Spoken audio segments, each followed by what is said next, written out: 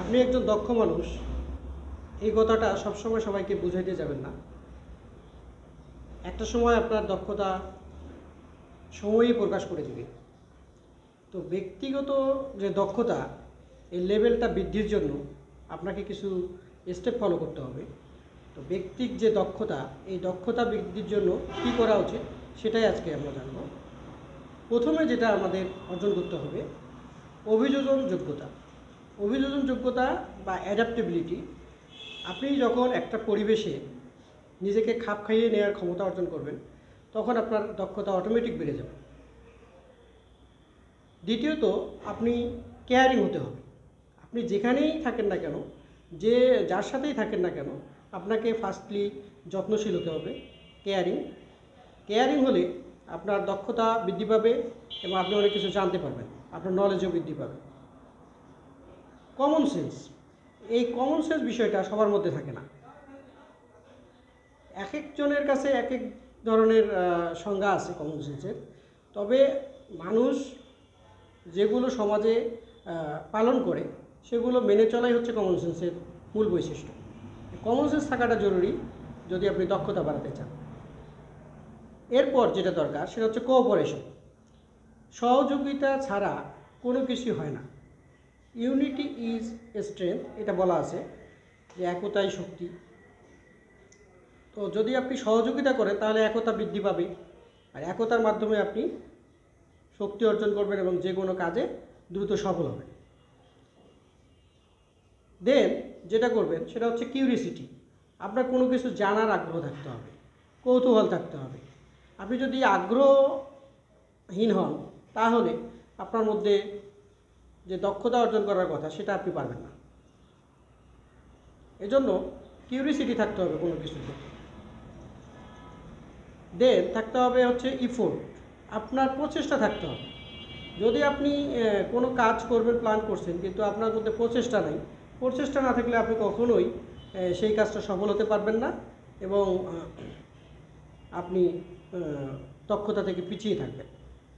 এর মধ্যে আরেকটি গুরুত্বপূর্ণ বিষয় যেটা হচ্ছে ফ্লেক্সিবিলিটি বা নমনীয়তা। আপনাকে অবশ্যই নমনীয় ভাব প্রকাশ করতে হবে। সেটা আপনি যে পজিশনেই থাকেন, যে পদমর্যাদারই হন না কেন, আপনি যত বড় মানুষই হন না কেন, নমনীয়তা আপনার মধ্যে থাকতে হবে। নমনীয়তা ছাড়া কোনো লোকই সমাজে সম্মানের হয় না এবং তারা দক্ষতা থেকে পিছিয়ে থাকে এবং তারা সমাজ এবং রাষ্ট্রে বোঝা হয়ে যায়। দেন আপনার মধ্যে বন্ধুত্বপূর্ণ সম্পর্ক থাকতে হবে, ফ্রেন্ডশিপ থাকতে হবে। আপনি সবার মধ্যে ফ্রেন্ডশিপ একটা ভাব নিয়ে কাজ করবেন। সবসময় সবার প্রতি আপনার ফ্রেন্ডশিপ ভাব থাকবে। আপনি বায়াসনেস হবেন না, তাহলেই আপনার ফ্রেন্ডশিপ যে বন্ধুত্বপূর্ণ যে আপনার ভাবটা সেটা প্রকাশ পাবে। এরপর আপনি যেটা করবেন, অখণ্ডতা বা ইন্টিগ্রিটি। আপনাদের মধ্যে ইন্টিগ্রিটি থাকতে হবে। ইন্টিগ্রিটি থাকলে দক্ষতা অর্জন করা সহজ হয়। ইন্টিগ্রিটি থাকলে আপনি সহজেই একজন দক্ষ মানুষ হিসেবে প্রতিষ্ঠিত হতে পারবেন। তো ইন্টিগ্রিটি জিনিসটা আমি আরেকদিন ভালো বিস্তারিত করে বলবো, ইন্টিগ্রিটি আমাদের জীবনে কতটা দরকার। দেন আপনার থাকতে হবে প্যাশেন্স। প্যাশেন্স যাদের নাই তারা কোনো কিছুই জীবনে পায় না।